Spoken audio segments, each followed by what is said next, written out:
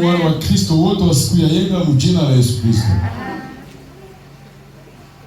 Mais je n'ai pas entendu les amens. Lakini sikusikia maamini. Il y avait dans une ville appelée Dominique. Kulikuwa katika mji ambao unaitwa Dominique. Les gens de cette ville adoraient rien que le dimanche. Watu wa ile mji walikuwa naabudu tu siku ya yenga. Mon frère Branham les appelle les Dominicains. Ndio kwa maana ndugu Branham anawaita watu wa siku ya yenga. Il faut fournir les efforts. Inaomba kufanya nguvu D'être à l'église tous les jours. Kukuwa kanisani siku yote. C'est pourquoi avant de lire la Bible pour entrer dans ma prédication d'aujourd'hui, je voulais faire une petite récapitulation pour les Dominicains.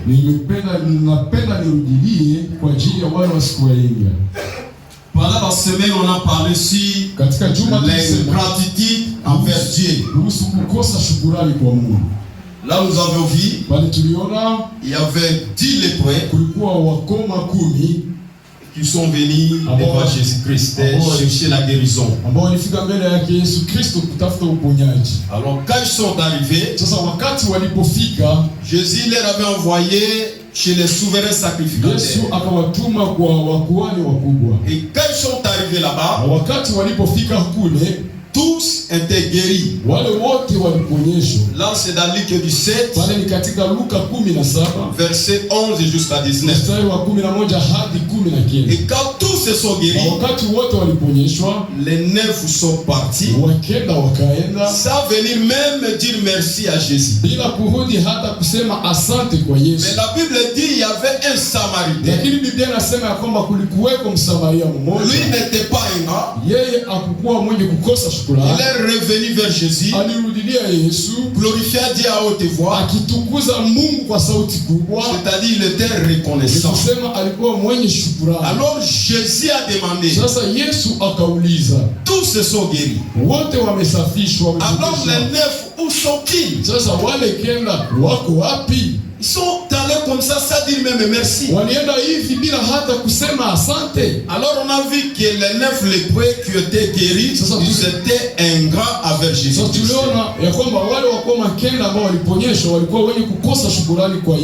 C'est pourquoi nous avons vu qu'aujourd'hui, nous aussi nous sommes les ingrats devant Jésus. Nous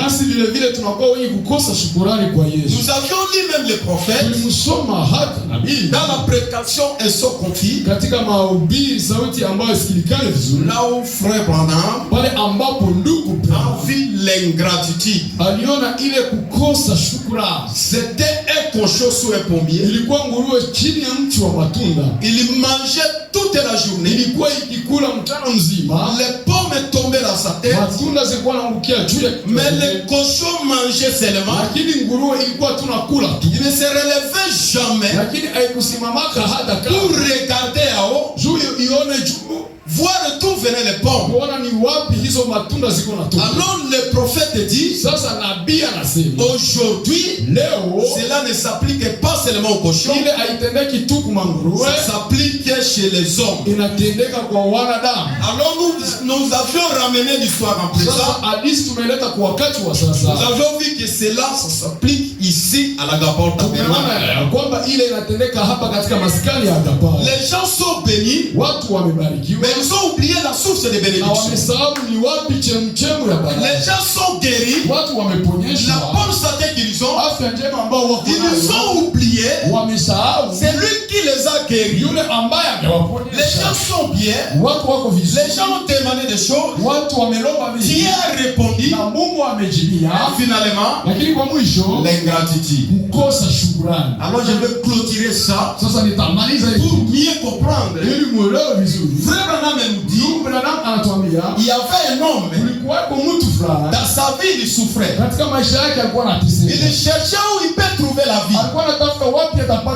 Alors il marchait au cours du chemin, tout triste, parce qu'il était pauvre. Il ne travaillait pas. Il était vraiment malheureux. Mais arrivé quelque part, il s'est rencontré avec une petite fleur. Alors la petite fleur lui dit, dit, sasa ile ua dogo ikamwambia, bien-aimé, venez. mpendwa kuja. Et il s'est approché tout près de la Na fleur. akasogea karibu ya La ua. fleur lui dit, Ua ikamwambia, prends-moi, unikamate, je vais t'amener vers la richesse. nitakufikisha kwenye kuko Est-ce que utajiri. vous êtes avec moi? Je mko pamoja nami? Alors la fleur Sasa ile ua lui a donné une seule condition. ikampatia shurti pekee ya La mamauti. fleur lui dit, Ua ikamwambia, mon ami, rafiki yangu, je vous donnerai le tout. nitakupatia Je vous donnerai le travail, nitakupatia je kazi, vous donnerai le mariage, nitakupatia je vous ndoa, donnerai la fonction, nitakupatia je kazi, vais t'élever, je vais nitakuinua, te donner la bonne santé. nitakupatia afya njema. Tout ce que vous cherchez, Yoyote je vous donnerai. mimi Mais il y a nitaipatia. une seule condition, Lakini kuna shurti moja, ne m'abandonne pas. usiniachilie. D'accord? Ndio Le monsieur dit, ule d'accord. bwana akasema kweli kweli. Alors la fleur lui dit, Sasa wewe ikamwambia, allons maintenant vers la montagne. sasa tuendee huko kwenye Est-ce que vous mlima. êtes avec moi?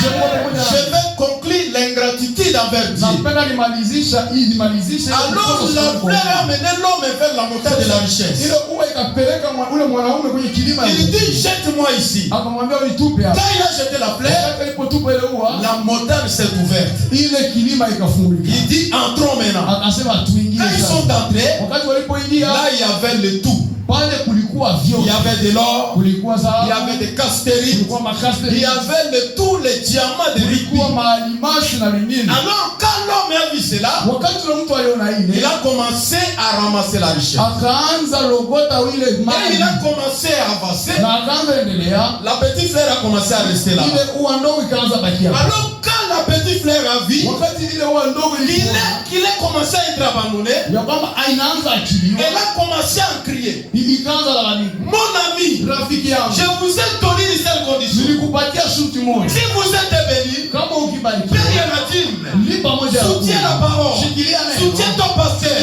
soutiens tes bien-aimés. shikilia wapendwa Voyez wako. maintenant, Angalia tu me sasa, laisses très loin. unaniacha mbali, Ne m'abandonne pas. usiniachilie Mon kama ami, rafiki yangu. souviens-toi de ce que tu étais. Souviens-toi là où tu viens. Ne m'abandonne pas. Usiniachilie. Alors l'homme, Sasa ule mtu il y avait l'ingratitude. mwenye alikuwa Il anakukosa, commençait à avancer. akaanza Il sogea, a vu de l'or. akaona zaidi, L'église est devenue très loin. kanisa la kwamba Il s'occupait de ses travaux. anashughulika na kazi Il a yake, abandonné la petite fleur. akaacha ile ua ndogo, Il commence à avancer. anaanza Il endelea, ramasse la richesse. analogota mali, La fleur répète, ua inarudi. mon ami, Rafiki je yangu, vous ai donné une seule nilikupa condition. shuti moja, Ne m'abandonne pas. usiniache Ne kamwe, m'abandonne pas. usiniache. Voyez maintenant où tu m'as laissé. Angalia sasa ni wapi Mon ami, umeniacha. ne faut pas avancer Ndugu comme ça. yangu ayombe Revenez à la parole. kurudilia Revenez à la source. kurudilia kwenye chanzo. Souviens-toi de ton Dieu. Kumbuka Dans Mungu ton wako travail. katika kazi Ne yako, soyez pas ingrat. sio mwenye kukosa shukrani. L'homme est avancé toujours. Ule mtu akaendelea, Il ramassait la richesse. analogota Il mali, ramassait la richesse. analogota mali, Il a laissé la petite fleur là-bas. na akaacha ile ua ndogo Et kule, il est allé. na akaenda Il a pris le diamant de l'or. akakamata alimasi na Et il a voulu sortir. na akapendelea Il a atoke, pensé la petite fleur. akavuka ile ua Et ndogo. quand il a voulu sortir de la Na montagne, wakati alipenda atoke kwenye la mlima, montagne s'est embrassée. mulima Et ikakutana il a perdu le tout. na ikajifunga na yeye. Or, il y avait seulement une seule condition. Japokuwa kulikuwa tu shuti Ne moja, m'abandonne pas. usiniachilie kamwe. Alors aujourd'hui, Sasa leo la petite fleur, ile ua ndogo, c'est le Seigneur Jésus-Christ. Bwana Yesu Kristo C'est lui qui nous donne le tout que nous avons. yeye anayetupatia Il yote nous donne tunayo. la bonne santé. Anatupatia afya Il njema, nous donne le mariage. anatupatia Il ndoa, nous donne les enfants. anatupatia Il nous watoto, donne ce dont nous avons besoin. anatupatia yale yote Il nous donne le tunayohitaji, travail. anatupatia Mais kazi. aujourd'hui, Lakini leo Jésus-Christ vous Yesu rappelle, Kristo ne anakukumbusha, m'abandonne pas. usiniachilie kamwe. Combien nous sommes ici? Jinsi tuko hapa, Chacun de nous kila mmoja wetu savent là où il a laissé Jésus. anajua ni wapi aliacha Et je vais Yesu. vous rappeler ce matin, Napenda niwakumbusha siku il ya vous leo, attend toujours là. anakuchunga tu Si vous kule nafasi. faites un demi-tour, Ukarudia nyuma, la petite fleur vous attend ile toujours là. ua ndogo inakuchunga C'est tu pourquoi pale. j'ai dit le vendredi, le samedi hier, Siku ya posho que ilisema le même Saint-Esprit ule Roho Mtakatifu qui élève, anayeinua le watu, même ule Saint-Esprit Roho Mtakatifu a la possibilité ana uwezo de vous abaisser. wa kushusha chini. Alors si nous posons la question ce matin, la petite fleur qui est le Seigneur Jésus, dans ta vie, ce qui n'est pas abandonné, avec des faits irréalisables, vos projets seulement, mais il n'y a pas de projet de Jésus. Mais quand tu étais chômeur, tu as fait des versets, Dieu me fait ceci, je ferai ceci. Alors aujourd'hui, tu n'as pas abandonné la petite fleur. Quand tu cherchais le mariage, je vais servir le Seigneur. Alors aujourd'hui, tu n'as pas abandonné la petite fleur. L'ingratitude envers Dieu. Dieu veut que nous soyons reconnaissants, même à des petites choses. Que le Seigneur vous bénisse. Alors hier on a terminé. On a lu dans Agé. Premièrement, d'abord le prophète nous a dit que chaque personne devrait avoir son poste de devoir dans l'église. Ici, le prophète nous montre qu'il n'y a pas de chômeur dans la maison de Dieu. Tu devrais avoir un travail. Nous avons lu que mettons Dieu à première place. C'est pourquoi nous avons lu pour le prophète que Dieu cherche quelqu'un sur qui il peut mettre sa confiance. C'est qu'il peut déverser ses bénédictions. Mais il cherche quel genre de personne. Celui-ci, quand il est béni, il devient petit. Il considère tous ses bien-aimés. Il soutient son église. Il soutient son pasteur. Je vais poser encore la question ce matin. Parce que si vous cherchez Dieu au ciel, la divinité n'est plus au ciel. La divinité d'aujourd'hui sur la terre. Et le prophète dit, l'homme c'est l'agent de Dieu. Quand tu soutiens l'homme, tu soutiens Dieu. Quand tu soutiens ton pasteur, tu soutiens le Dieu tout puissant. Quand tu soutiens les enfants de Dieu, c'est Dieu que tu soutiens. Je pose encore la question ce soir. Depuis le début de l'année, je ne dis pas le début de mois, d'avril ou de mai. Depuis le début de l'année, qui a déjà fait quelque chose pour son pasteur? Dieu bénisse la sœur. Dieu bénisse les frères. Dieu bénisse les frères. Qui a déjà fait quelque chose pour Dieu. Quand vous faites pour ton pasteur, c'est pour Dieu que vous faites. C'est pourquoi je vous dis ce matin, vous marchez chercher la bénédiction par-ci par-là. Or les bénédictions se trouvent entre tes propres mains. Mais vous ne savez pas comment retirer ça. On retire les bénédictions par la force. Abraham avait retiré les bénédictions par la force. Elohim faisait semblant de passer. Mais Abraham avait la révélation. Il dit parmi ces trois hommes, celui-ci il est différent. Notre pasteur il est différent. Vous savez, le prophète nous a prêché sur la loi de contraste. Si vous avez un bon pasteur, il faut glorifier le Seigneur. Dans la loi de contraste, là où il y a le faux et le bien. C'est pourquoi, tant que tu n'as pas encore rencontré un faux pasteur qui passe de maison à maison, l'État, mtoto malali, maman malade, l'État frère, tant que vous allez vous retrouver avec un tel pasteur, c'est là que vous allez témoigner que Dieu vous a donné un pasteur. Il faut rencontrer le faux pour confirmer le bien. C'est Que Dieu vous envoie d'abord un missionnaire pasteur. Qui passe dans les maisons à maison. Depuis que je suis arrivé ici, il y a déjà vu dans sa maison. Même chez les pasteurs, je n'ai pas. Je suis venu pour prêcher la parole de Dieu. Pour chercher les âmes perdues. C'est Dieu lui-même qui paye. Alors quand vous avez un bon mais nous laissons la maison de l'Éternel comme ça. C'est le temps de monter dans la montagne. Pour aller transporter les bois. Venir bâtir la maison de l'Éternel. Alors ici il n'y a pas la place dont nous allons monter dans la montagne. C'est avec le paix que nous avons que nous allons construire avec la maison de Dieu.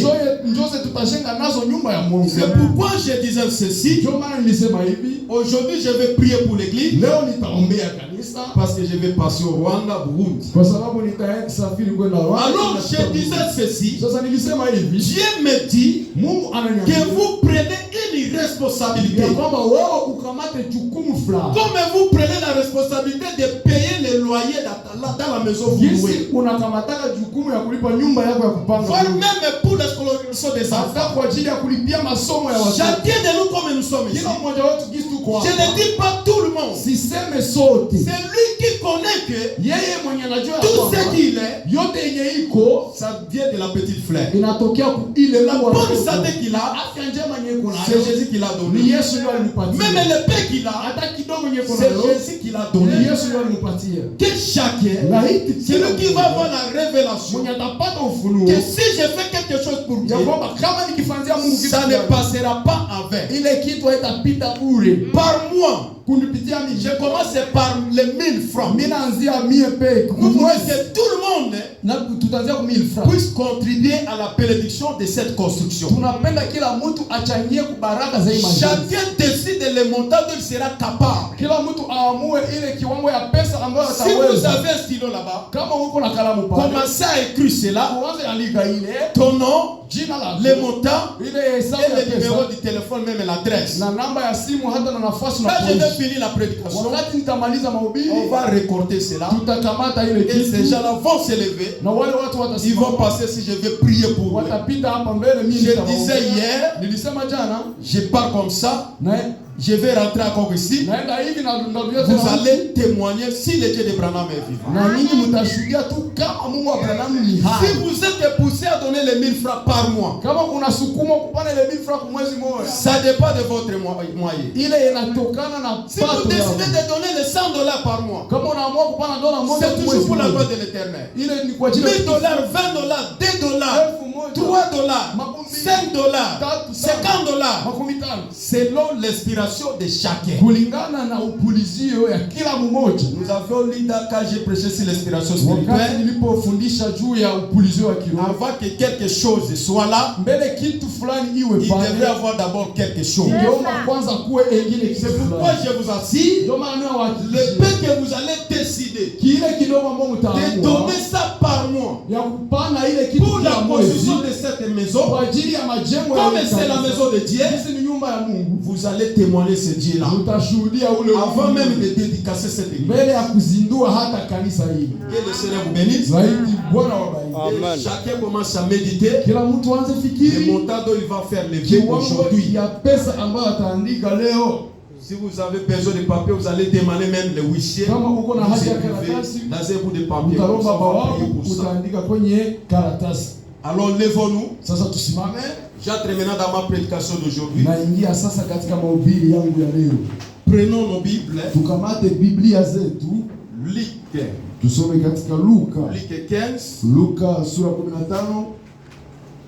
Verset 8 jusqu'à 10. Lisons au nom de Jésus-Christ.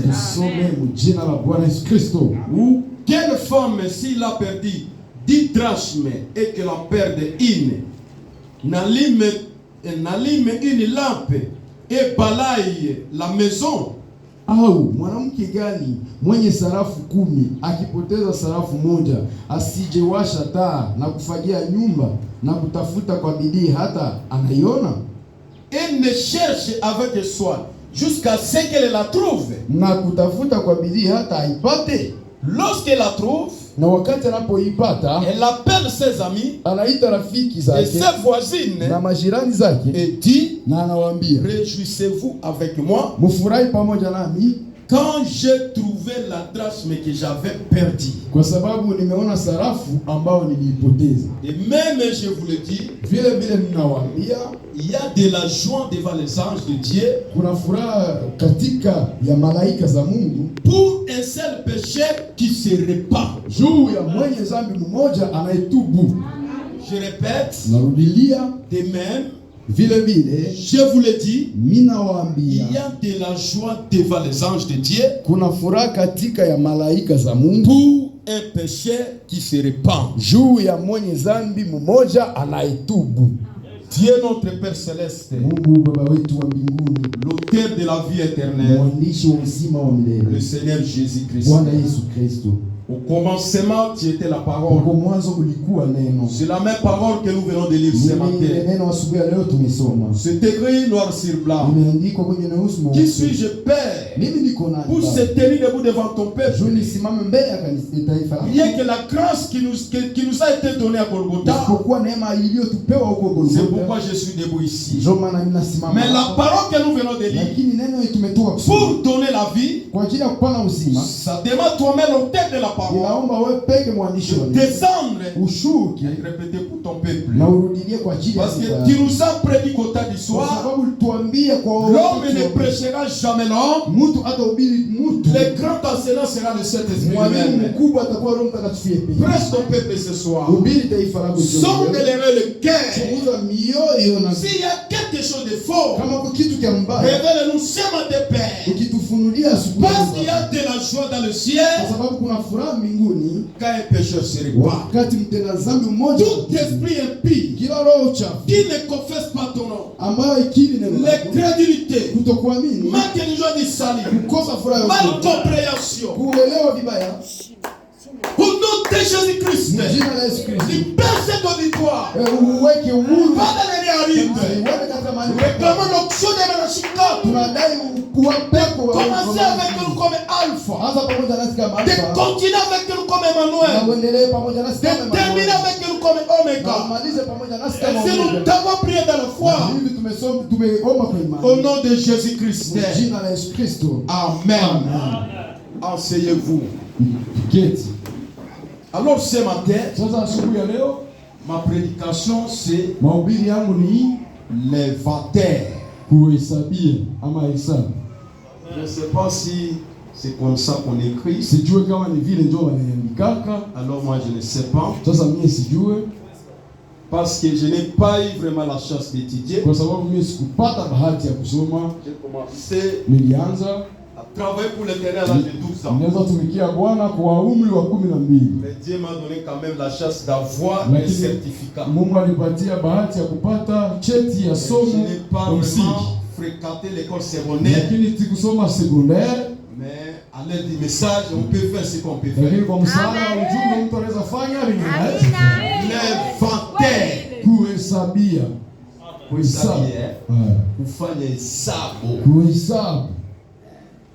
Qui font le commerce ici? Wanani wanafanya hapo uchuuzi? Ok. Et ils vont mieux comprendre l'inventaire. Wao wataelewa vizuri hesabu.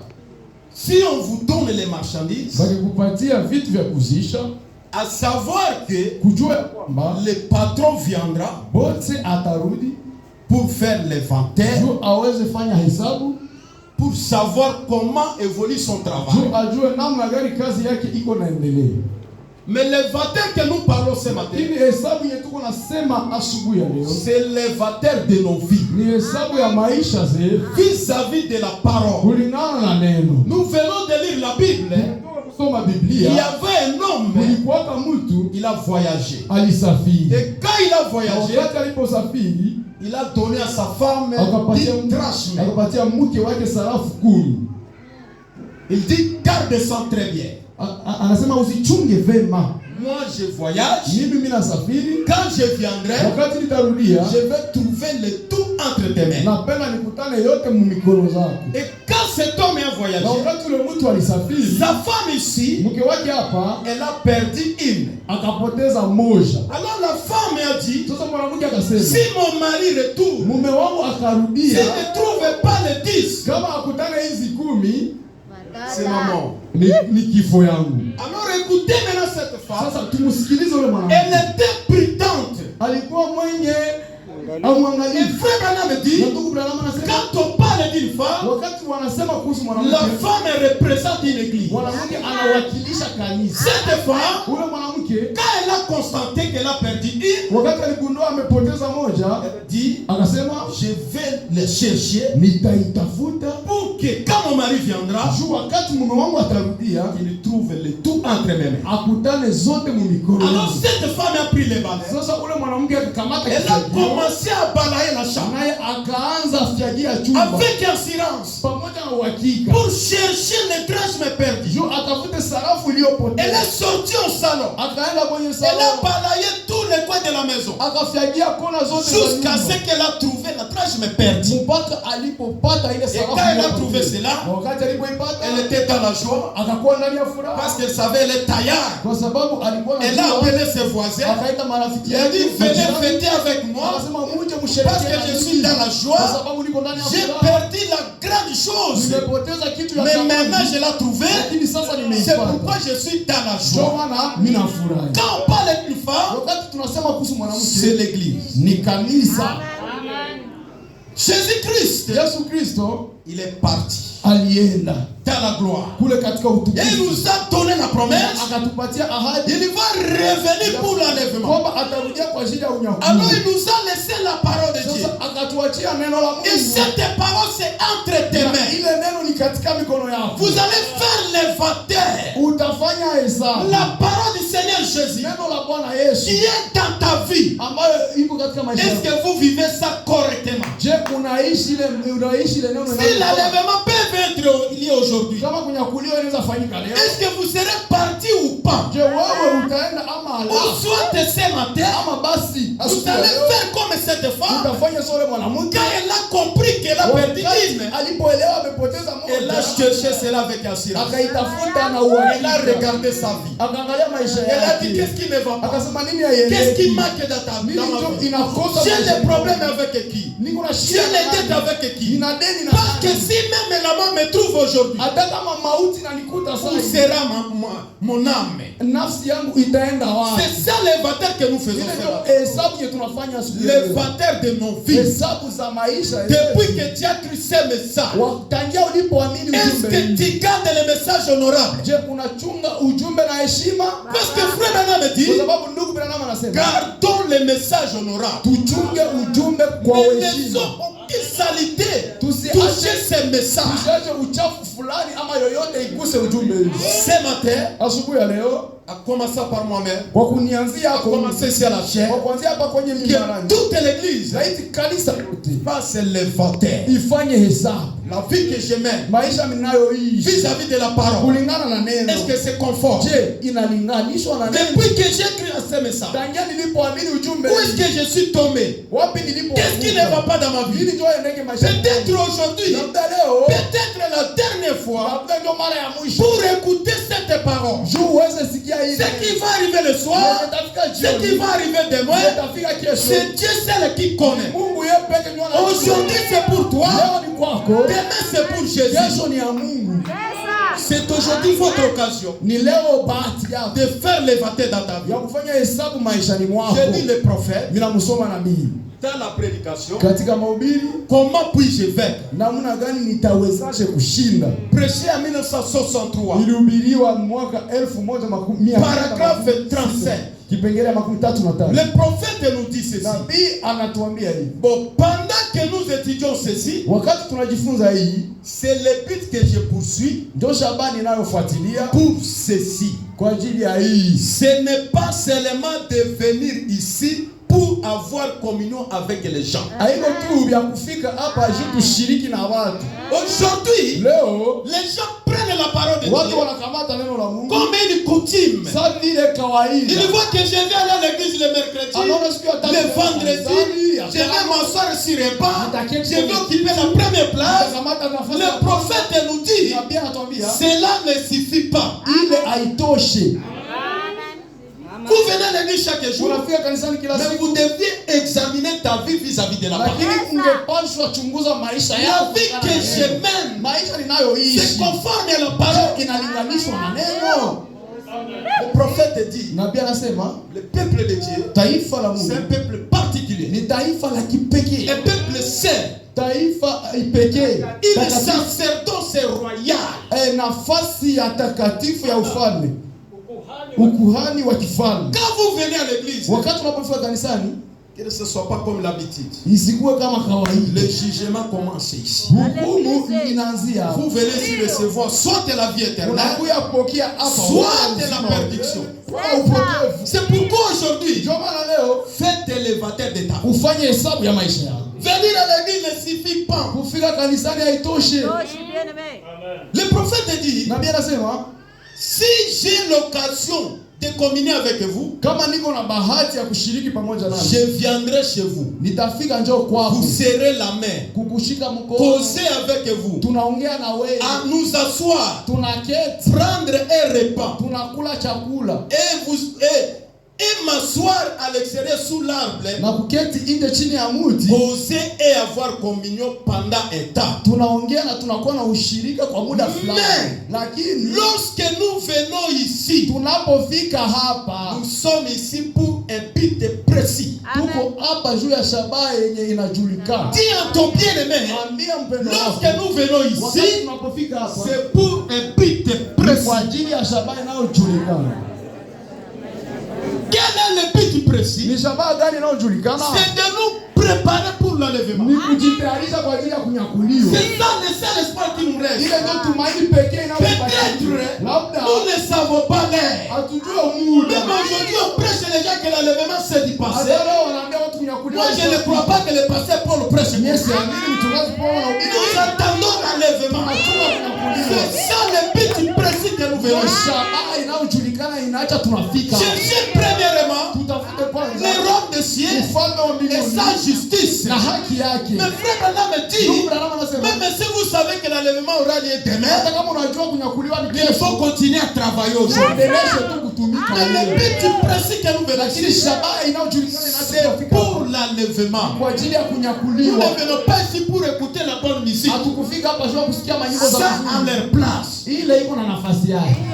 Nous ne venons pas ici pour présenter les habits. Hatukufika hapa juu tuoneshe mavazi. Pour voir nos niveaux. Juu tuone viwango vyetu. Devant Dieu, Mbele za il Mungu n'y a pas de niveau. hakuna Je vais viwango. vous dire ce matin, Nawaambia siku ya leo, Dieu ne connaît personne. Mungu ajue Dieu Mungu. ne connaît pas un gouverneur. Mungu ajue Dieu liwali. ne connaît même pas le président. Mungu ajue hata Dieu president. connaît rien que sa parole. Mungu anajua tu Et isipokuwa si vous neno êtes lake. dans sa parole, Wakati unaleta neno Dieu lake, te connaît. Mungu C'est anakujua. pourquoi ce matin, Kwa maana siku ya leo, toi qui gardes la parole, wewe chunga neno. soyez bénis au nom de Jésus. Ubarikiwe kwa jina la Yesu. Nous venons ici pour un but précis. Tunafika hapa juu ya shabaha inayojulikana. Ce matin, que chacun regarde ça. Asubuhi kila mmoja aone maisha Quel yake. est mon but à venir Ni ici? shabaha yangu gani wakati mimi nafika hapa? Ceci est la maison de correction. Hii ni nyumba ya masahihisho.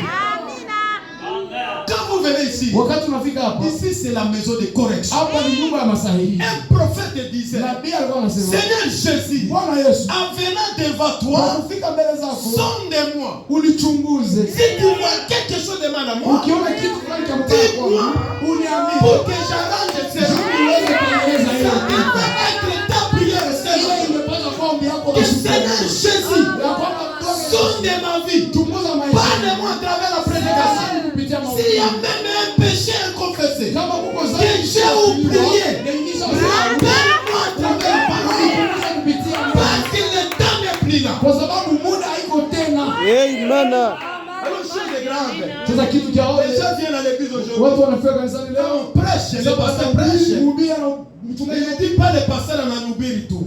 anasema ici le Il connaît mes problèmes. me presse. C'est pourquoi il me prêche. Anajua shida zangu, kama niko unanihubiri. Moi je prêche ce matin. Mimi nahubiri asubuhi. Qui me connaît ici? Nani mwenye Qui ananijua? j'étais dans sa maison? Nani mwenye shaingia? Mais si la parole te parle, c'est ma vie. Kama neno unasema Ne rentrez pas comme ça. Ça vous mettra en ordre avec Dieu. Si vous rentrez comme ça, ukirudia hivi tourner sur ta tête. ni shida Damu yako, damu yako. Cette parole d'aujourd'hui, Hii neno la leo va commencer à répéter dans ton âme. itaanza rudia Va commencer à répéter dans ton cœur. itaanza rudia katika moyo wako. Fais l'évangile de ta vie aujourd'hui. Ufanye hesabu ya maisha yako leo. Accompagnement. Maskani ya En Agapao. commençant par les serviteurs de Dieu. Kwa kuanzia kuwatumishi wa Mungu. Kila mtu Faisons l'évangile ce matin. tufanye hesabu Dieu ya ne Mungu. connaît pas les serviteurs. Mungu ajue Dieu mtumishi. connaît sa parole. Mungu anajua Dieu ne neno connaît lake. pas une sœur. Mungu ajue Dieu ne connaît pas un frère. Mungu ajue ndugu. Dieu connaît celui qui marche droit dans sa Lakini Mungu parole. anajua mambo yanavyofaa katika neno lake. Amen. Cette femme était prudente. Sasa yule mwanamke alikuwa Elle a mwangalifu, cherché akatafuta jusqu'à ce qu'elle a trouvé. mpaka Elle akapata s'est répartie na jusqu'à akachukua ce qu'elle a vu mpaka que maintenant uzima. je suis en ordre avec Dieu. Akasema sasa maisha Alors tout ce que je peux demander, sasa yote Dieu ninayoomba me donnera. yote ninayoomba Mungu atanipatia. Amen. Premier ennemi de Frère Branham, le premier ennemi de Frère Adui wa Branham, kwanza wa ndugu Branham, c'est Branham lui-même. Branham yeye. Vous pleurez Unalia à cause des péchés confessés. juu ya dhambi zako Tu zisizo demandes, on prie pour vous. Pourquoi il n'a pas de changement? Faites l'évangile ce matin. ufanye hesabu ya Ceci est la maison de correction. hii ni nyumba ya masahihi. Ceci est le trône de Dieu. Hii ni kiti ya enzi ya Mungu. Ceci est le trône de jugement. Hii ni kiti ya enzi ya Le hukumu. jugement commence dans la maison de Dieu. Hukumu inaanzia mu nyumba ya Mungu. C'est ici où nous venons nous rassembler Ni hapa ndio tunakuja kusanyika les uns avec les autres wamoja kwa wengine avec l'amour pamoja na upendo divin. upendo wa kiungu. Mais ici, Lakini hapa nous sommes sous la conduite du Saint-Esprit. tuko chini ya uongozi wa Roho Mtakatifu. Le Saint-Esprit est parmi nous. Roho Mtakatifu yuko miongoni Même mwetu. ce matin, Hata asubuhi ya le leo Saint-Esprit est ici. Roho Mtakatifu yuko hapa. Il voit votre hypocrisie. Iko anaangalia unafiki yako. Il voit ton cœur. Anaangalia roho Vous yako. venez ici à la Capao, Unafika hapa katika mais tu n'es pas le nôtre. lakini wewe si wetu. Faites l'évangile ce matin. Ufanye hesabu Tu as asubuhi. des projets dans ton cœur là. Uko na miradi katika moyo wako Le pale. Saint-Esprit vous voit. Roho Mtakatifu anakuona. Le Saint-Esprit est ici ce Roho matin. Mtakatifu yuko hapa asubuhi ya leo. Et nous sommes ici Na tuko hapa pour nous examiner juu tuzichunguze, afin de voir là où nous avons des imperfections, juu tuone wapi kwenye tuko vizuri, des défauts, kwenye tuko na vitu ya et endeke, comment nous pouvons nous rattraper à partir de là où nous sommes jusqu'à là où nous devions être na maintenant. namna gani tunaweza jirudisha kuendea kwenye tunapaswa kufikia kugisi tulikuwa. Ce matin, Asubuhi ya leo chacun fasse l'inventaire. kila mtu afanye hesabu. Qu'est-ce qui ne va pas dans ma vie? Ni nini ndio endeki maishani mwangu? Qu'est-ce que je peux faire aujourd'hui Nini ndio ninaweza fanya leo pour être à l'unité avec Dieu? ili niwe katika umoja na Mungu?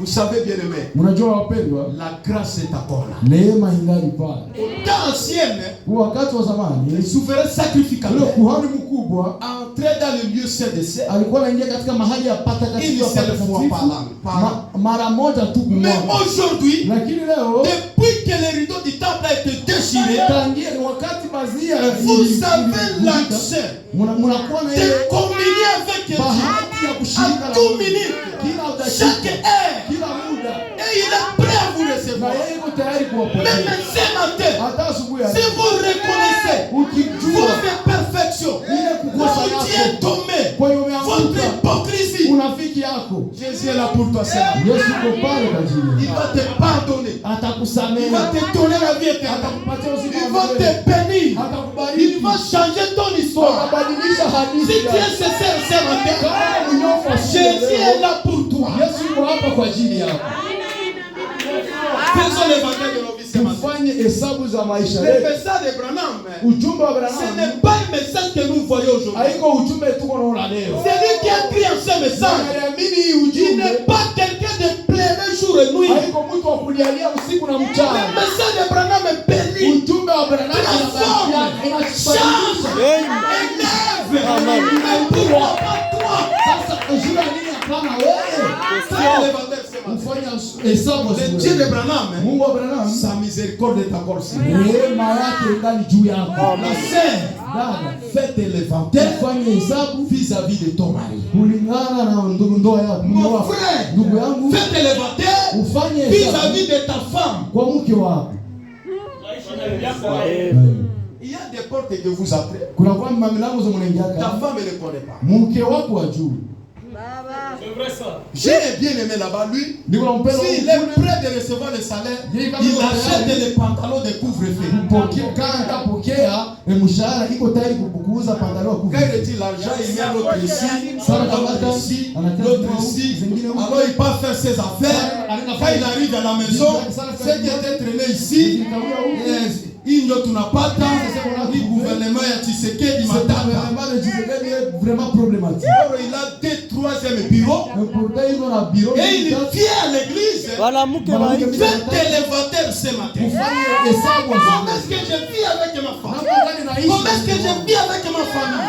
Comment est-ce que je soutiens mes enfants? Comment est-ce que je vis avec mon pasteur?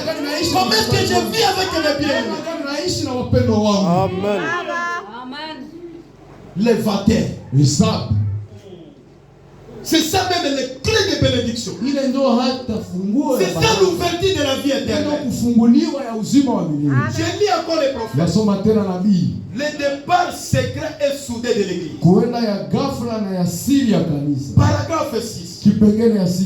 Le prophète dit, Nabii anasema c'était la prière des prophètes. ilikuwa maombi ya nabii. Ça devrait être notre prière ce matin. Ingepaswa kuwa maombi yetu asubuhi. Et nous te demandons de jeter les regards sur nous Na tunakuomba utie macho yako kwetu et de nous parler na useme nasi. afin que nous qui sommes ici ce matin, Sisi wetu hapa asubuhi ya leo nous puissions faire l'inventaire de notre propre condition. tufanye hesabu ya hali yetu.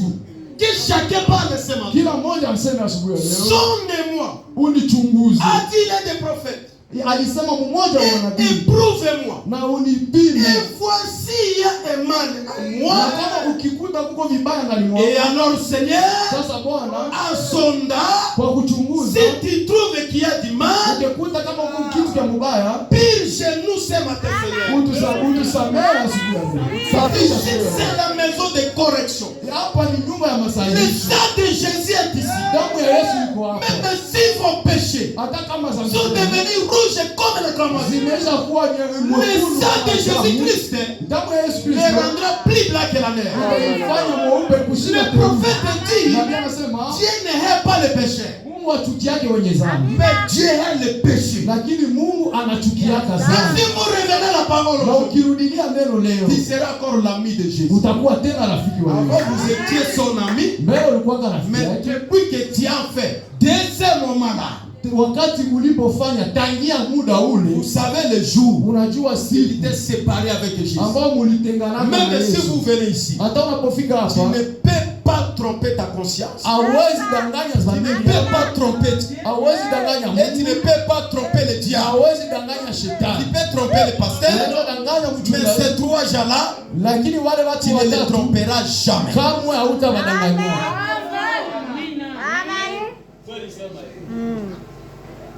L'éventaire. Hesabu Et de telles prédications, na mahubiri za hivi, les gens dorment même à l'église. watu wanalalaka hata Les gens ne disent pas Amen. watu Or, hawasemaki c'est ça la prédication de dire Amen. ijapokuwa njoba Nous cherchons les bénédictions par-ci par-là. tunatafuta baraka. Quand on prêche la bénédiction, les gens disent Amen. baraka, watu wanasema Or, la Bible dit, ijapokuwa Biblia inasema cherchez premièrement, tutafute kwanza premièrement, le royaume des cieux et sa justice. na haki yake Maintenant, toutes choses, na le vingine mariage, le travail, l'élévation, kuinuliwa un temps.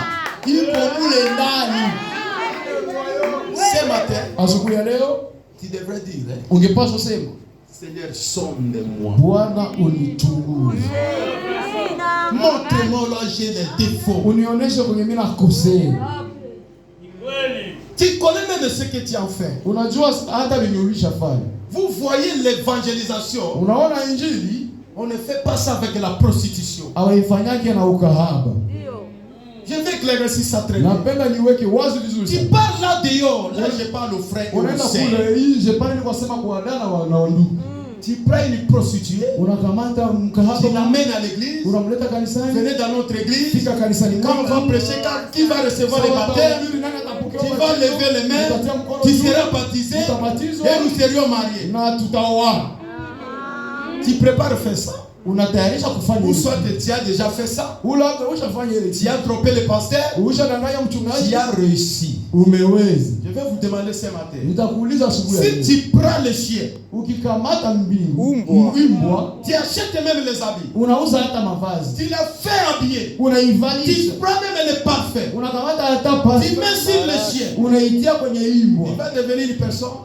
Je, ile imbwa itakuwa mtu. Il restera toujours chien. Itabakia tu imbwa. N'est-ce pas les frères qui souffrent? Sivyo ndugu Tu na as pris une prostitution. unakamata Tu l'as kahaba. amené à l'église. Umemleta Et vous kanisani. êtes mariés. Na Tu mumeoana. as trompé le pasteur. Unadanganya mchungaji. Où va ta vie aujourd'hui? Maisha yako iko naendea wapi leo? Faisons l'inventaire ce matin. Tufanye hesabu asubuhi ya leo. À Kisangani, il y avait un frère qui a Kule fait comme ça. Kisangani kulikuwa ndugu mwalifanyaga Ils ont vile. commencé à donner les enfants, les infirmes. Walianza pana watoto Jusqu'à ce qu'ils s'est répartis. kusala vilema wakati Il y a alipokuwa. des choses qui bloquent nos vies. Kuna vitu vinafunga Tu maisha. as vu que tu as trompé le pasteur. Unaona jinsi umedanganya Mais mchungaji. l'œil de Dieu était sur toi. Lakini jicho la Mungu L'œil de lilikuwa juu Dieu yako. voit ton cœur, voit tes pensées, voit même tes ambitions. Na inaona hata mashabaha zako. Je, utafanya sambla kwa Yesu? Et semblant pour ton pasteur. Ufanye sambla kwa mchungaji wako? C'est toi qui as le besoin d'aller dans Ni l'enlèvement. wewe uko na haja ya kuenda kwa C'est toi qui unabii. as besoin de Jésus. Ni wewe uko na haja ya Yesu. Pour secourir ta vie. Juu ya kusaidia Mais maisha vous yako. êtes hypocrite vis-à-vis de Jésus. Lakini uko mnafiki kwa Yesu. Faites l'inventaire ce matin. Ufanye hesabu asubuhi ya leo. Et je vous dis ce matin, Na mimi nawaambia asubuhi ya à leo. Kapam Tabernacle, Maskani ya si Gapa. vous faites l'inventaire ce matin, Mukifanya hesabu c'est la asubuhi ya leo. délivrance pour cette Ni église. kugombolewa kwa ajili ya kanisa leo. Vous serez amis de Dieu. Mutakuwa marafiki Dieu za Mungu. va agir avec toi TikTok. Mungu atatenda na wewe Si pale vous pale. remarquez même bien, Ukitambua hata vizuri. vous avez des dons à toi. Uko na mazawadi ndani Mais il mwako. n'a pas de nini. Pourquoi ces dons dorment? Faites l'inventaire ce matin. Ufanye hesabu asubuhi C'est ya toi leo. qui dansais à l'esprit. Ni wewe uko unacheza katika C'est roho. toi qui disais amen à la parole. Unasema amina kuneno. C'est toi-même qui soutenais les pasteurs. C'est toi qui soutenais cette église. C'est toi qui soutenais les enfants de Dieu. Où est parti ces dons-là? Sasa hizo La zawadi zimeenda wapi? conscience vous parle. Dhamiri iko nasema na wewe asubuhi ya leo. Sondez-nous. Utuchunguze, Purgez-nous. utusafishe. Ici c'est la maison de correction. Hapa ni nyumba ya masahihisho. Madame me dit on ne trolote pas une Ndugu Branham anasema awabembelezake Et aujourd'hui dans le message, lakini leo katika ujumbe on est là prêcher les enfants de l'esprit que le mystère. Le mystère, c'est bien. ni vema, Ce n'est pas mauvais. lakini iko vibaya. Savoir la vie de Branham, c'est bien. Kujua maisha ya Branham, Savoir comment Dieu a travaillé avec Branham, kujua c'est jinsi bien. Mungu alitendaka na Ça Branham, nous donne l'expérience. ile inatupatia Mais mazoezi. sans la sanctification, Lakini bila utakaso personne ne verra le Seigneur. hakuna mtu mwataonaka Bwana. Tu ne peux pas s'approcher du Seigneur Hawezi jizongelesha kwa Bwana avec la vie du péché, pamoja na maisha ya dhambi, avec l'hypocrisie. pamoja na Il y unafiki. a des choses que tu devrais réparer avec ton bien-aimé. Kuna mambo ambayo umetenda na mpendo Vous wako. entrez dans une même église, Munaingia katika kanisa mais vous ne causez pas. lakini Des amuongea. conflits qui ont fait des années, des années. Mnakuwa na makonflikti za miaka na miaka. Faites l'éventaire ce matin. Mufanye hesabu Il y a des choses que tu ne trouves pas la solution wenye upate hapa parce que tu suluhisho. n'as jamais dit la vérité à ton pasteur. Auyaambia kweli. Si tu dis la vérité aujourd'hui, Ukisema kweli leo, Dieu va te donner la solution. Mungu atakupatia suluhisho. Là, je parle de l'éventaire. Pale niko nasema kuhusu Que hesabu. chacun dise, Kila mtu aseme, Seigneur, sonde-moi, Bwana unichunguze, purge-moi. Si tu unisafishe. vois quelque chose de mal à moi, Ukiona vya mubaya unisukule. je suis prêt à se repartir. Niko tayari kutubu Et ta vie va changer. na maisha yako itabadilika. C'est Dieu qui vous parle ce matin. Ni Mungu ndiye anasema nawe asubuhi ya leo. Le prophète dit, Nabii anasema toujours dans le départ, katika tu mahubiri kuondoka secret soudain de l'église. ya ghafla na ya siri ya kanisa, Paragraphe 19. kipengele ya 19. Le prophète dit, Nabii anasema les gens vivent aujourd'hui watu wanaishi leo comme si juste avant la venue du Seigneur Jésus, sagisi tu kabla kuja kwa Yesu Kristo iwe, il allait envoyer une cohorte d'anges à tous les journaux que pendant environ une année, on annoncerait cela dans les journaux à travers le monde entier, disant à telle date Jésus viendra. Watu wanaishi sagisi biko na chunga, iko sagisi mu majournaux. Wanaandika hapo hadithi ya kusema Yesu atakuyaga na malaika wa kisha mwaka mmoja. Kisha mwaka mmoja. À telle date, Kwa tarehe fulani Jésus viendra. Yesu atafika. Et que cela serait diffusé à la radio et à la télévision Na yeye partout itatangazwa kwenye radio na kwenye television. en indiquant les jours précis Kwa kuonesha siku et hakika l'heure exacte où il na viendra. muda ambao atafika. Maintenant, Sasa c'est ainsi que les gens vivent aujourd'hui. hivi ndio jinsi watu wanaishi leo. Ton problème est là. Ile shida yako Tu attends à arranger ça quel jour? unachunga kuitengeneza siku gani? Baba. Tu attends à confesser quel jour? Unachunga kuikiri siku gani?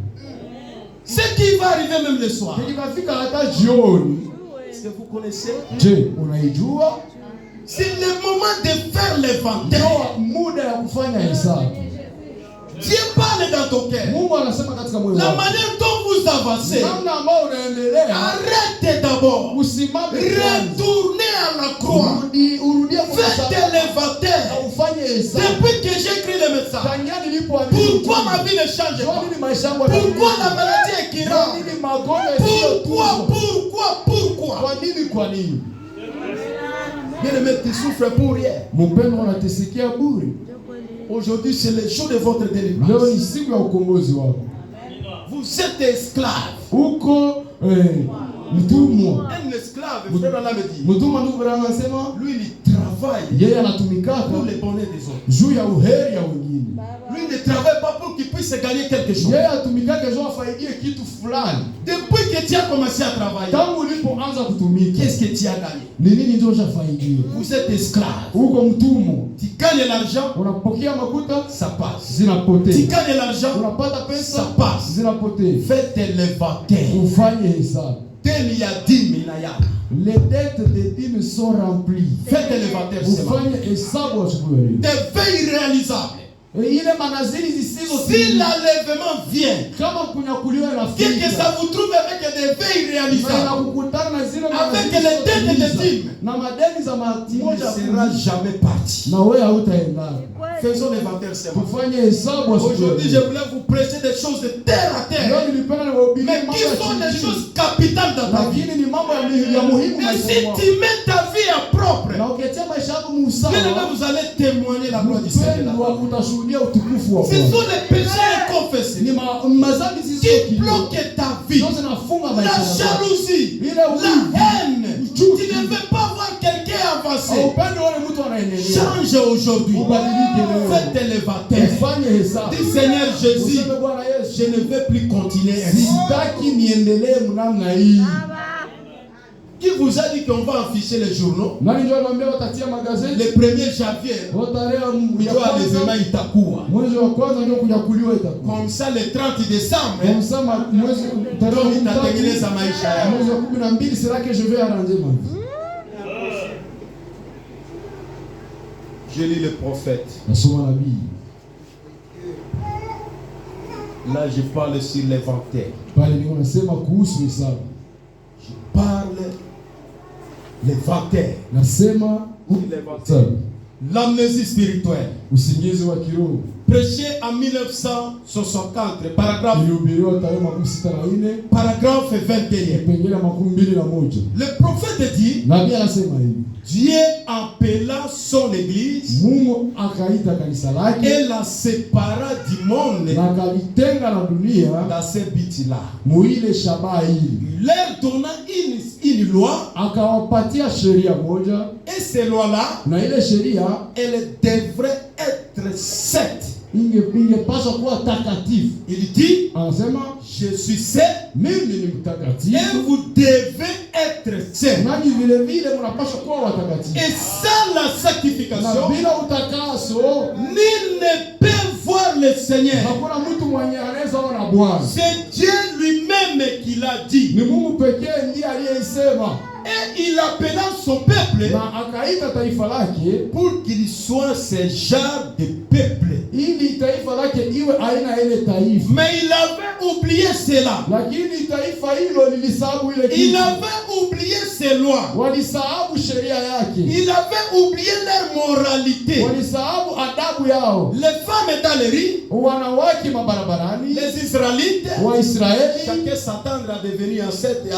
à devenir avoir le Saint-Esprit kila mmoja anajingojelea kupata Roho Mtakatifu pour enfanter le Messie. jua azayo Tout Masia. ça comportait de cette manière. Bakijikamata mnamna ile, Leur comportement était en frais. tabia zao zilikuwa zibaya, chafu. Le comportement en frais. Tabia chafu. Nous savons les lois que Dieu nous a données. Sisi tunajua sheria ambayo Mungu alitupatia. C'est d'être sociable avec tout le monde. Ni kuwa warafiki na kila mmoja. Tempérament colérique. Unakuwa na hali ya kasirani. Faites l'élévateur ce matin. Ufanye hesabu asubuhi. Ce n'est pas toi, Haiko wewe, c'est le diable qui agit. lakini ni shetani anayetenda ndani Le mwako. prophète dit, Nabii anasema le peuple de la Gabon tabernacle taifa ya maskani ya a Paulo oublié leur loi. imeisha sababu Quelle sheria. est la loi? Ni sheria C'est gani? être saint Ni kuwa comme mtakatifu. Jésus-Christ est saint. Jinsi Yesu Kristo naye mtakatifu. Le prophète dit, Nabii anasema nous sommes tuko les épîtres écrites tuko mabarua zinazoandikwa et lues de tout le monde. na zinasomeka na kila mtu. Quand vous passez, Wakati tunapita, les gens lisent dans ton dos, watu wanasoma mgongoni mwako, cette sœur, huyu dada elle est ceci. iko hivi. Et le prophète dit encore, Nabii anasema tena nos voix, nos vies maisha zetu parlent très fort zinasema de sana plus que nos voix. kushinda hata sauti zetu.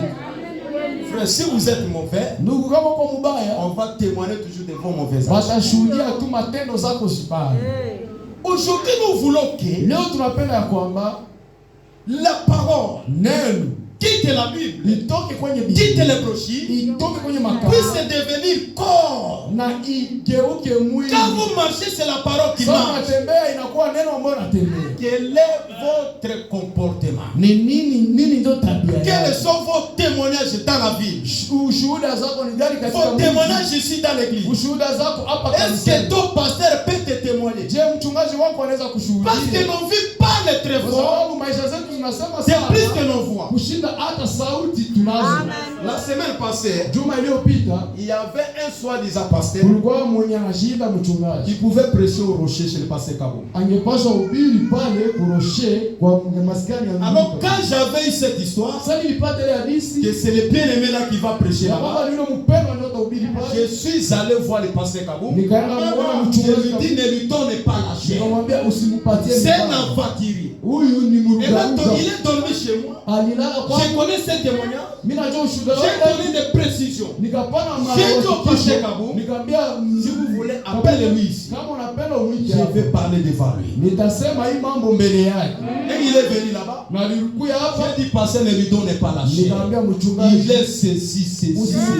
Malgré il prêche la parole. iko hiki na hiki Bien aimé, je dis vrai ou faux. Nikasema ndugu ni kweli Dis pas ama? tes mêmes. Akasema que je trouve la grâce. Pasteur Kabou m'a dit, il n'y a pas la place. Mchungaji Kabunga akasema hapa hakuna nafasi. Là, je vous dis que Bwana nawaambia kwamba ta vie parle très fort. maisha yako tena De sana plus que ta voix. kushinda hata Comme sauti je yako. prêche ici, Sasa kisi kuna ubiri ma hapa. voix se limite quelque part. Sauti yangu inaishi Mais ma fille, lakini maisha parle yangu à Kinshasa, inasema parle à Kinshasa, Kisangani, inasema parle à Kisangani, Bunia, inasema parle Bunia, déjà ici à Goma. inasema na hapa Goma. Ta vie parle partout où vous Maisha passez. yako inasema popote Alors unapofika. faites l'élévateur ce Sasa matin. asubuhi leo ufanye Qu'est-ce hesabu. que les gens parlent de toi? Nini ndio watu wanasema kunihusu? Qu'est-ce que les voisins parlent de Nini toi? ndio majirani wanasema Qu'est-ce que kunihusu? ton pasteur témoigne de toi? Nini ndio mchungaji wako Qu'est-ce anakushuhudia? que tes bien-aimés te témoignent? Nini ndio wapendwa wako wanashuhudia? Qu'est-ce que les serviteurs de Dieu te Nini ndio témoignent? watumishi wa Mungu wanakushuhudia?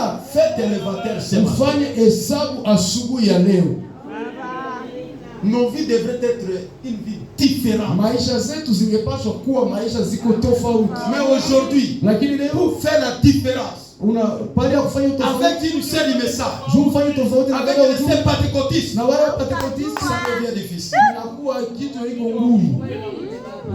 Mais nous, quand nous étions les petits, quand vraiment on connaissait ces messages, Sisi wakati tulikuwa wadogo, wakati tulikuwa tunajua quand tu ujumbe, te rencontres avec une sœur, wakati tunakutana na dada, c'est le message. unasema huyu ni dada wa ujumbe. Alors aujourd'hui, Sasa leo, que dire alors les frères? sasa ndugu wanasema, Marcher avec les brochures ne suffit kutembea pas. na mabroshura haitoshi. Voyons que ce qu'on a écrit dans ces brochures-là Ile ambayo devienne votre vie. igeuke maisha yako.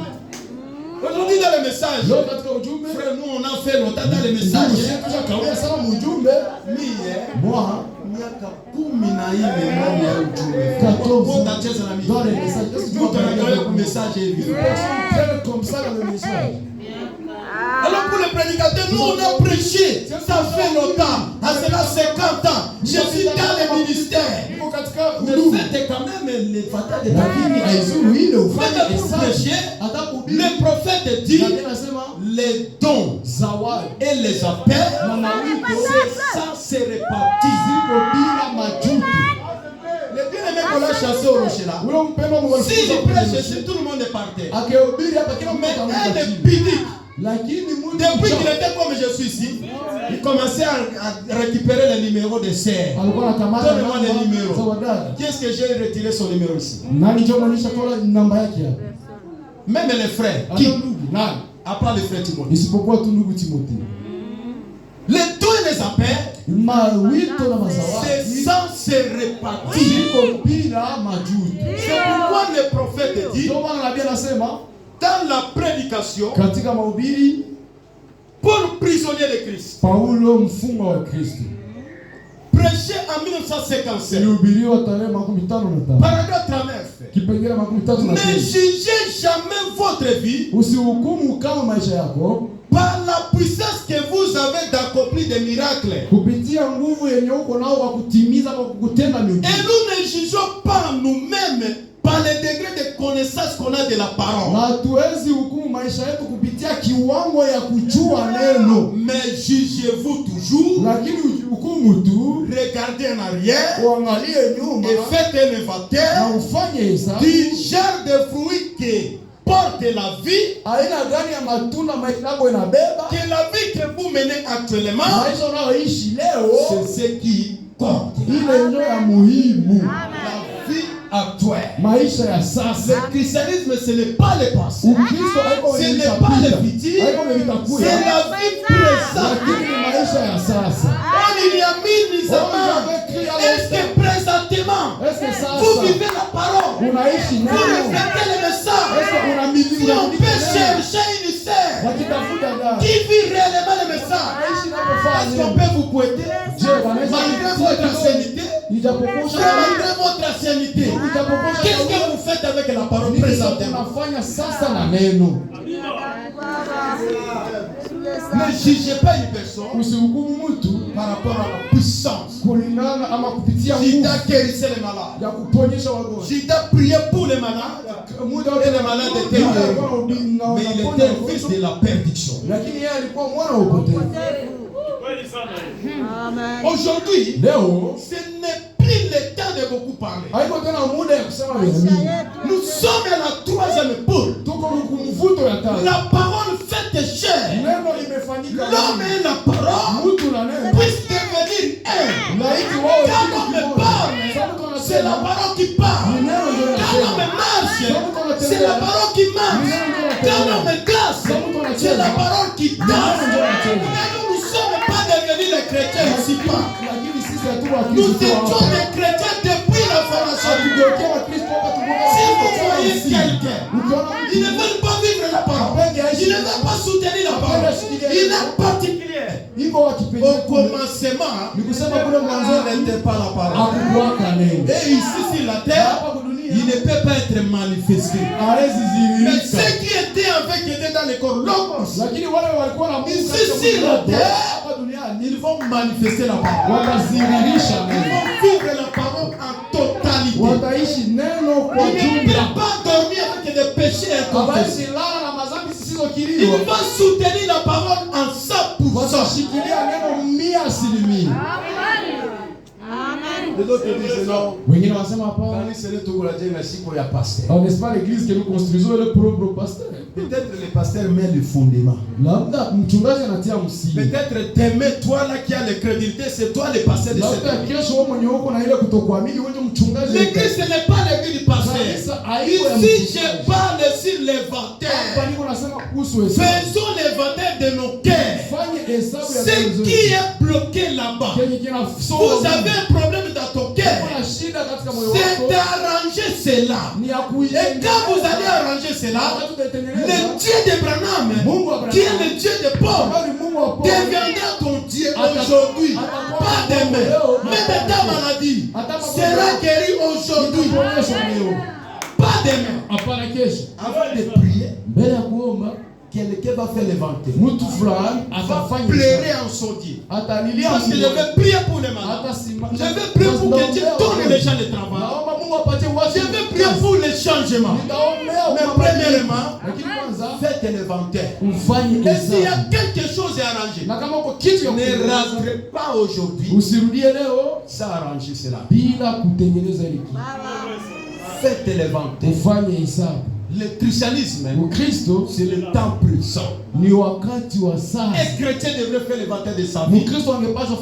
Chaque minute, chaque heure, chaque jour, chaque semaine. Mais ton problème a fait combien de temps?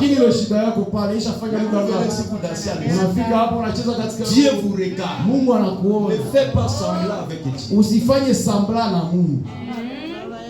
Le péché, tant qu'il n'est pas encore arrangé, reste toujours le péché. Et le salaire du péché, c'est la mort.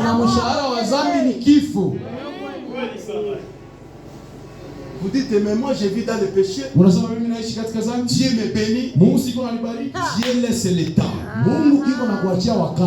Peut-être la patience de Dieu pour toi, c'est prêt à être épuisé. Peut-être aujourd'hui, c'est votre occasion. La vie que vous menez, Dieu vous dit ce matin, revenez à la croix. Sortez dans de telles villes-là. Dieu a besoin de toi ce matin. Le pardon est encore là. Le sang qui était versé à Golgotha, c'était pour le pardon de vos péchés. Mais pourquoi tu continues à souffrir toujours ainsi? J'ai lu le prophète. Je suis prêt à terminer. Parce que je vais prier pour l'église. Faites l'inventaire de ta vie. Ma soeur, tu prends l'argent de ton mari. Tu envoies ça chez votre maman. Vous faites le travail là chez vous. Ton mari ne connaît pas. Aujourd'hui, faites l'inventaire. Dis mon mari, pardonne-moi. Ça fait longtemps. Ma soeur, c'est toi que Dieu te parle. Si vous prenez cela du plat, le Dieu de Branham va vous rencontrer. Faites l'inventaire. Arrange avec ton mari. Amen. L'âge de l'église d'Éphèse. Paragraphe 144. Le prophète dit, mais les gens vivent aujourd'hui comme s'il allait, comme si la vie ici sur la terre est l'unique chose qui existe. Et c'est tout.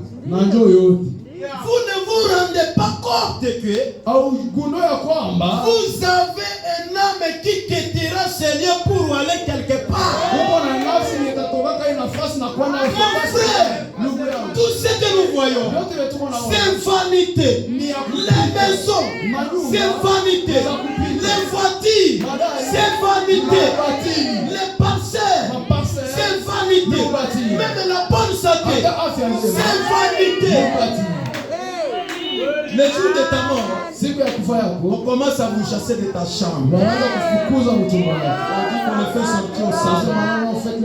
Et après quelques temps, tu as bien rangé votre salon. On vous fait sortir dehors. On vous prive de votre salon.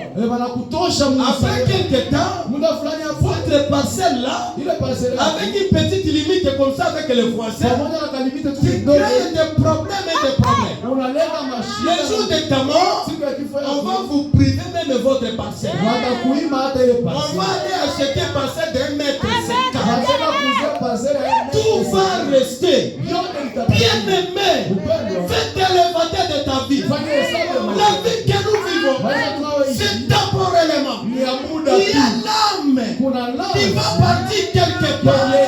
Alors cette âme-là, s'il devait mettre ça à propre tout le temps, le travail passera, le mariage passera, les maisons resteront, tout resteront. Mais la parole de Dieu, la même parole que vous vivez, la même parole que vous soutenez, c'est la même parole qui va vous défendre l'éternel.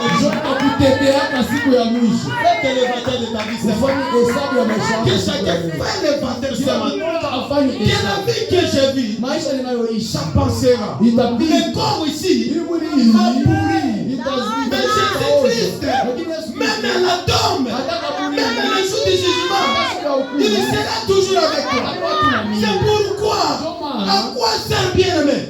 Gagner toutes choses, gagner le mariage, gagner le travail, gagner le succès, et que ton âme aille souffrir. Il y a un seul à gagner, il y a une affaire à éviter. Faites l'éventaire de ta vie ce matin. La grâce du Seigneur est encore sur toi. Le prophète dit, et vous scellez votre destination ici même par la manière dont vous vivez et la façon dont vous vous comportez. Amen. Scellez votre destination ici sur la terre. Et comme nous sommes ici, ce n'est pas moi qui vous dirai que tu n'iras pas là. Ta conscience c'est comme vous êtes là. Vous dites ce matin que moi, et la conscience c'est pas laissée matin. Le prophète dit, vous scellez votre destination éternelle à la manière dont vous vous comportez. Là, posez-vous la question. Je me comporte comment? Est-ce que moi j'obéis à la parole? Est-ce que je vis réellement la parole? Est-ce que je demeure derrière la parole? Est-ce que je respecte mon pasteur? Est-ce que je suis fidèle à ce message? Le prophète dit, vous gardez rancune. Et vous êtes méchant. Et tout. Et ensuite, vous courez à l'église. Le prophète dit, oh, miséricorde, ôte à vous. Vous avez le problème avec ton pied. Vous avez le problème avec les voix. Vous avez des péchés inconfessés. Vous avez quelque chose que tu as fait que Dieu n'est pas content avec. Mais vous courez à l'église, vous chantez, vous sautez, vous dites alléluia, vous dites amen à la parole. Le prophète dit miséricorde, ôtez à vous.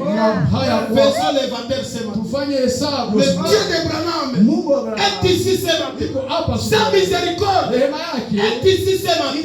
L'état d'accord là ma soeur. N'attendez pas demain. C'est l'état d'arranger ta vie. C'est l'état de faire l'éventaire. Si vous ratez comme ça, la voix te dit, ne rentrez pas comme ça. Arrange ta vie. Si vous avez un problème avec ton pied, arrange avec elle. Si vous avez des problèmes avec les pasteurs, en ce qui concerne ta vie spirituelle, il ne faut pas rentrer sans arranger cela. Nous selon notre destinée éternelle par rapport à la vie que nous menons sur la terre. Alors posez-vous la question. Moi je mène quelle vie? Est-ce que la vie que je mène, ça fait plaire à Dieu? Si l'enlèvement aura lieu aujourd'hui, est-ce que je vais partir? Si je meurs aujourd'hui, aujourd'hui, Sasa nikikufa leo, quel sera mon sort? mwisho wangu Tout ce que nous voyons, yote tunaona c'est vanité. ni ubashiri. Cherchez premièrement Tutafute kwanza le royaume des cieux ufalme wa et mbinguni sa justice. na haki yake, Parce que le ciel et la terre kwa passeront, sababu mbingu na dunia la zitapita, terre ne passera jamais. lakini neno Faisons haitapita. l'inventaire ce matin. Tufanye hesabu asubuhi ya leo. Levons-nous. Tusimame. Le temps est peu de confusion. Rien si qu'un intimable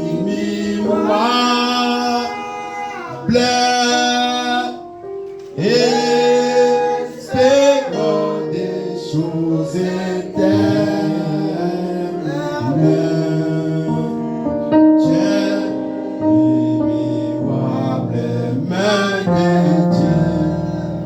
Oh oui, mon frère, tiens, immuable Dieu.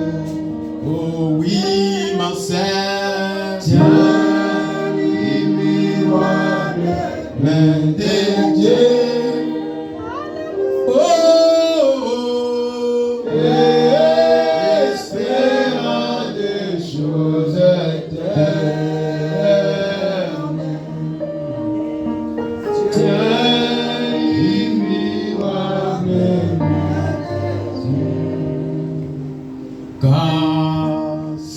S'achèvera la voyage.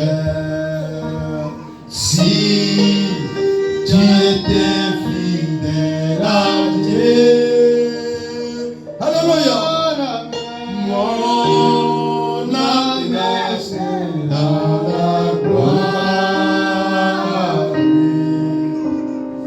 Ouvre ton livre des mains. Oh oui, à la part au ciel, immuable de Dieu. Oh oui, mon frère, ciel immuable de Dieu. Oh, espérant des choses éternelles.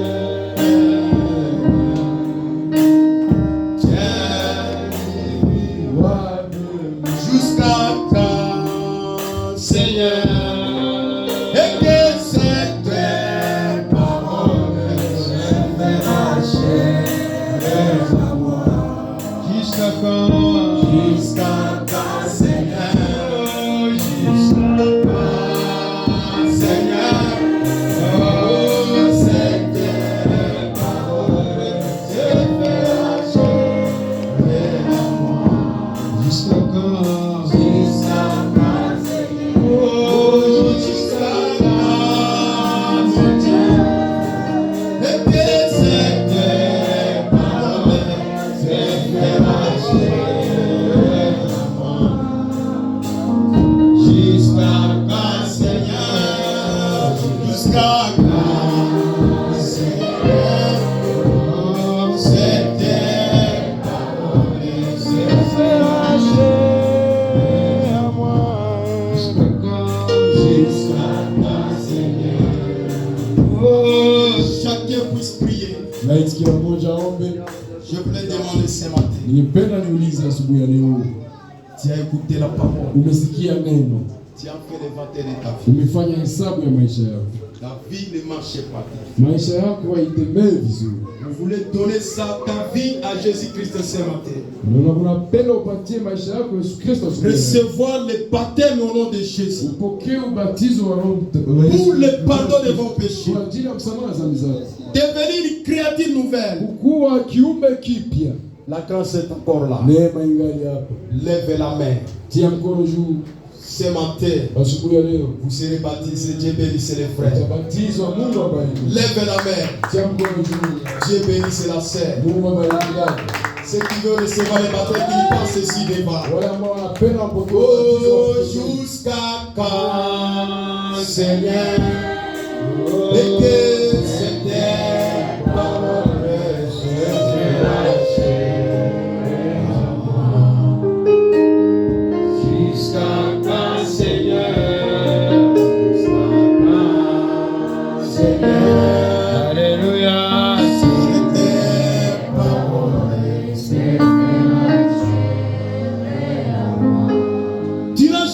baptisé au nom de Jésus. Vous voulez recevoir le baptême. Lève la main. La miséricorde est encore là. Jésus-Christ vous appelle. Il veut vous donner la vie éternelle. Aujourd'hui, c'est votre occasion. Si vous rentrez comme ça, sans recevoir Jésus dans ta vie, ton sein sur ta tête. Est-ce qu'il y a une âme du Seigneur ce matin qui veut recevoir le baptême au nom de Jésus? Lève la main. Je vais prier pour vous. Tes péchés seront pardonnés ce matin. Vous allez recevoir la vie éternelle. N'attendez pas demain. Aujourd'hui, c'est votre occasion. Si tu as honte de Dieu, le dernier jour, il aura aussi honte de toi. Je vais clôturer pour l'appel à notaire. Je vais même changer le langage. Depuis que tu as reçu le baptême, ta vie ne marche pas. Vous voulez renouveler votre vie spirituelle aujourd'hui. Lève ta main. Vous serez rebaptisé ce matin. Dieu bénisse la sœur. Passe ici devant. Qui encore, depuis qu'il a cru, sa vie ne marche pas. Lève la main. Je vais prier pour vous. Jusqu'à quand Dieu bénisse la sœur. Passe ici devant. C'est des paroles suffira chez moi. Jusqu'à quand, Seigneur? Jusqu'à quand, Seigneur? C'est des paroles suffira chez à moi. Aujourd'hui, c'est votre occasion. Vous voulez recevoir le Seigneur Jésus. La grâce est encore là. Lève la main. Le diable a déçu ton cœur. Jésus vous appelle. Il vous aime. Il veut vous donner une nouvelle vie. Au nom de Jésus-Christ. Lève la main. Ce qui va arriver demain, c'est Dieu seul qui connaît. Dieu bénisse les frères. Passe ici devant. Je l'aime.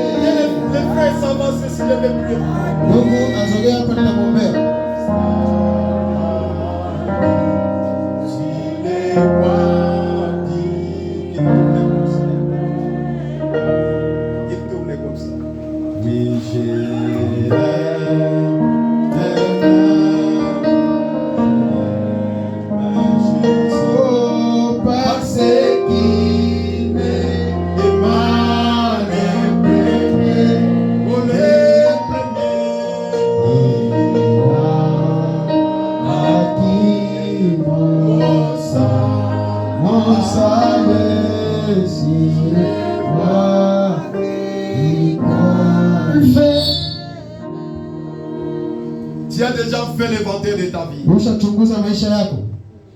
Dieu parle dans ton cœur. Et ta vie n'est pas la vie de la parole. Tu as besoin de recevoir Jésus dans ta vie. Mais le diable a déçu ton cœur avec la honte. Peut-être c'est ta dernière fois d'écouter la parole de Dieu. Jésus-Christ vous appelle. Ce n'est pas un homme qui vous appelle. C'est la voix du Seigneur qui vous appelle. Pour la dernière fois. Au nom de Jésus-Christ. Lève la main. Venez recevoir Jésus. Kuyapokea Yesu. Si vous rentrez comme ça, Ukirudia hivi, Ta vie est sur ta tête. maisha yako, damu yako, kichwa yako, au nom de Jésus-Christ, mjina la Yesu. Ne ratez pas cette opportunité. Usiswete hii bahati. la grâce du Seigneur Neema ya Bwana Est encore sur toi. ingali kwako. Il vous appelle ce matin. Anakuita asubuhi ya leo. est-ce qu'il y a une brebis du Seigneur Je kuko kondoo qui ya veut Bwana commencer avec Jésus mwenye aujourd'hui? napenda ianze safari mpya na Bwana Yesu. Lève la main. Tia tu mkono yulu. Kolo Yesu aboyaka motote.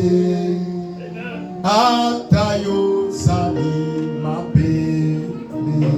Au nom de Jésus-Christ. Jina la Yesu Kristo. Lève la main. Dieu bénisse mon frère. Mungu akubariki ndugu yangu. C'est lui qui était resté. Pas ceci Wewe devant. umebakia sogea mbele. Je vais prier pour vous. Natafuta kuombea. Je vais prier. Natafuta kuombea. Avant que je prie, Mbele niombe.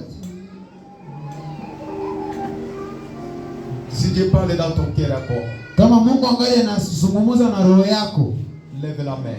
Tia mkono yulu. Je vais prier Nataka omba. pour les gens qui ont pris la décision. Kwa ajili ya watu ambao wamefanya uamuzi. Tenez-vous les mains. Mkamatane mikono. Si tu es resté là-bas, Kama umebakia kule, lève la main. tia mkono yulu. Jésus-Christ en a besoin de toi. Yesu Kristo anakuhitaji. Ce qui va arriver demain, Kenye kitakufikia kesho. ton sein sur ta tête. Damu yako iko kichwa yako. Prions le Seigneur. Tuombe Bwana. Dieu notre Père Céleste, le Créateur des cieux et la terre, l'auteur de la vie éternelle. Voici ces 4 âmes, Seigneur. Ils ont pris position pour toi ce matin. Ils veulent commencer avec toi. Ils ont fait longtemps dans le monde comme esclaves du diable. Mais ce matin, Père, ils ont donné leur vie en toi. Le Dieu de Branham, qui est le Dieu de notre pasteur Paul, à partir d'aujourd'hui, soit leur Dieu. Quand nous allons aller aux autres baptêmes, agite-le, Seigneur, que ça puisse devenir ton sang. Pour qu'ils puissent les purifier de toutes choses mondaines, qu'ils puissent devenir créatures nouvelles. Tout projet du diable qui pouvait poursuivre après, au nom de Jésus-Christ, nous rendons service sans effet. Nous disons merci Père, parce que ta parole n'est pas pensée à faire. Ils ont fait l'éventail de leur vie.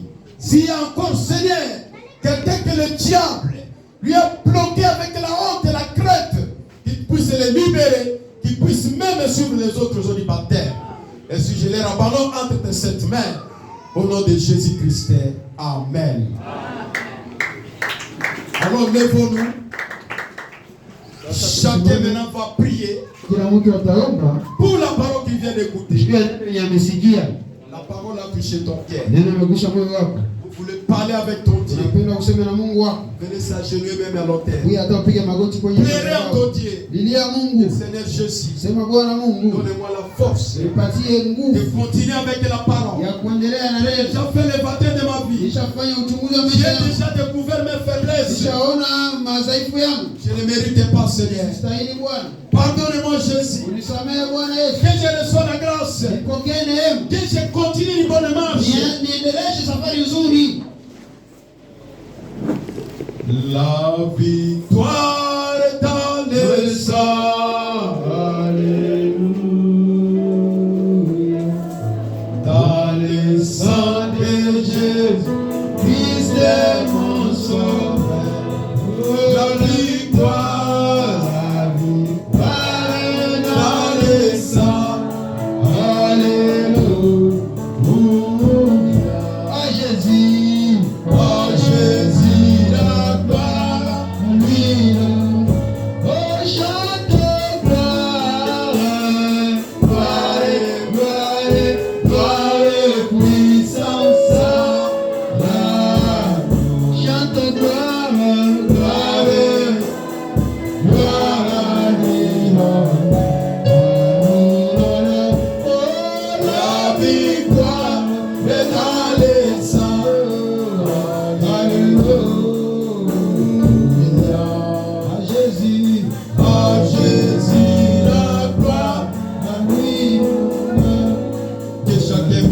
avec Dieu. Et après cela, notre pasteur va prier pour la prédication de la parole. Demandez pardon pour la vie de ses brebis. Et après, moi, je vais faire mon travail de prier pour toute l'église comme Dieu m'avait dit avant de quitter Bunia.